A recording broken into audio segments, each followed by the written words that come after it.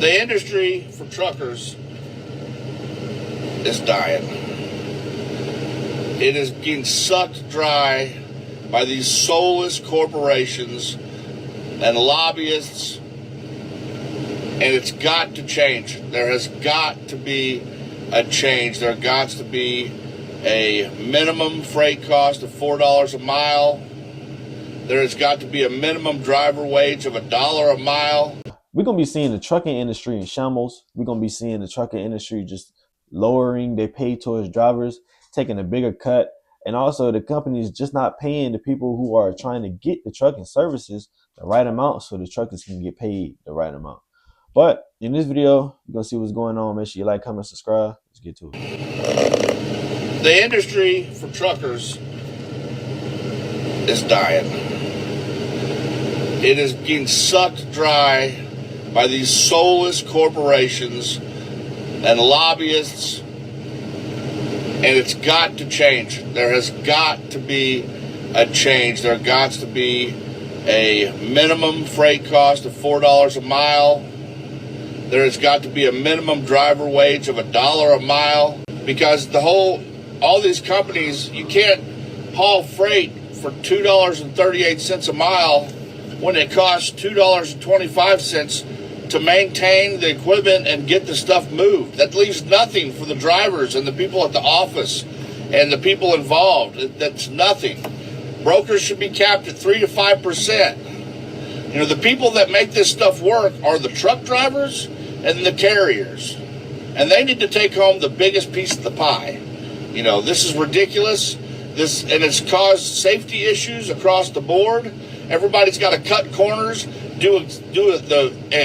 they got to go above and beyond what they can do safely just to try and make it to get ahead, and still not get ahead. These companies are having to borrow and go into debt, hoping to God for a miracle. And we need a miracle. We need a government that's going to look at this and say, listen, these corporations aren't going to step in and do it. They're not going to do the right thing. We got to do what's right for the people, for the hardworking people of America. Or the trucking industry is just going to come to a halt, because nobody's going to be able to do it. It can't keep going on like. How can I say it? A trucking recession. Truck drivers are falling like dominoes, giving up on the business. Today was an unusual day.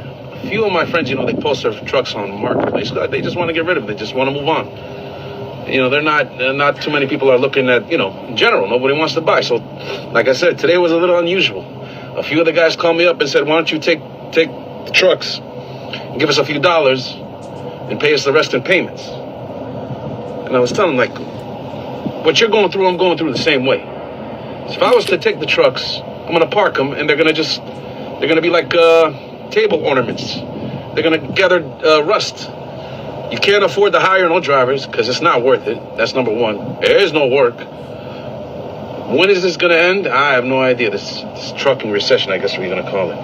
I don't know. And the few guys that are doing okay, the only reason they're doing okay is they're doing Amazon Relay. If you don't know what Amazon Relay is, it's like an app where you pick certain moves that you want to do. And the only good moves on that app are called crosstowns, intermodal work. That's the only thing that's moving these guys around right now. Other than that, if you think trucking is bad now, it's going to get a lot worse. I've been following the trucking data for quite some time in different market cycles. And there's just one thing that people are just not talking about enough. And look, every market, has boom cycles and recessions and things like that, and recoveries. And trucking is going to have its recovery as well. But the thing that people are just not really talking about is capitulation. If you look at every market crash out there, it starts going on a downtrend, on a downtrend, on a downtrend. It has some recoveries here and there, some bear traps. And then all of a sudden you have capitulation, that big sudden downturn where you think the world is going to end and things are never going to be the same again. Then after that, you have consolidation, where things kind of like cool down and then you eventually recover. That is what I've been waiting to happen when it comes to truck driving. Even before Trump got elected, I understood this. And a lot of people would talk about, hey, trucking is getting a little bit better. the demand is balancing out versus the amount of trucks out there. And so many trucks have gone out of business. Most drivers want to get over $700 a week. So for him, he might only get two shipments maybe a week. For some company drivers, if it's $1,000 every week, you might do 3 shipments. So that means at the end of the day, you taking 3 shipments, driving 33 miles, 33 hours in a week. But at the end of the day, it's just like $1,000 while the company took 3,000 and 2,100. It's just like shit. I know the driver would rather get paid $2,000 a week rather than the $1,000. Any driver would rather split the profits in half with the company instead of just taking a third of the profits and stuff like that. Like anybody would do that, but it's crazy. When I looked at the chart, I understood that there was a lot more pain to go. I think that we're getting near to that pain, and I think that the tariffs is going to be the catalyst that we need for us to see that capitulation in the market. Once we do see that sudden downturn and in that intense fear that's going to be all over the country, only then, I believe, is going to be a good time for us to say, okay, this is the bottom over here. Things are eventually going to get better from this point. Another worst week for the trucking industry. I'm actually sitting in Seattle, Washington right now without a load. I don't have no load right now. I dropped my load 8 o'clock in the morning and it's already 1 o'clock that I'm sitting here waiting for the load. A lot of people been asking me, does it gonna get fixed? Is it gonna get better? I have no fucking clue what is gonna happen because day by day it's getting worse and worse. I have no clue. I haven't seen trucking industry like this in the past 10 years. This is the worst year for the trucking industry. Worst year. And when I came to the truck stop, I reserved a shower. There were 23 people in front of me in the line. 23 people. It's been 4 hours I'm waiting for the shower. And they still 3 people ahead of me. Still. So you can imagine that how many people are sitting at this truck stop without a load. All the truck drivers, we have nothing else to do besides taking shower all day. Pray for everybody. Stay safe. That's right. I got me a load coming out of Iowa, going back to Texas.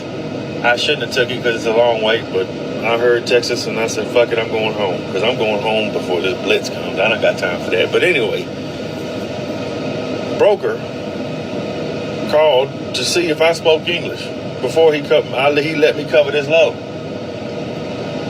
I asked him why, and he said because they're starting to make sure that the loads are going to be able to get where they need to go without any problems. Makes sense to me. Yeah, I read, write, and speak English pretty damn good. It's no problem. But it's a heads up. If you're booking these loads, you might get a call from the broker to make sure you can cover it. Make sure by speaking English. It's changing times, man. I don't disagree with it. I'm all for it. Call me all you want. Hell, you should have gave me more money for being able to speak English. But all that's about to change. Because you're going to have to. Because you got 250,000 illegal immigrant CB1 visa drivers on these roads for making this happen, for real. But fear-mongering from mainstream media, we don't have enough trucks, we don't have enough drivers, we need these drivers, shelves are going to go empty, just nothing but utter bullshit. Why?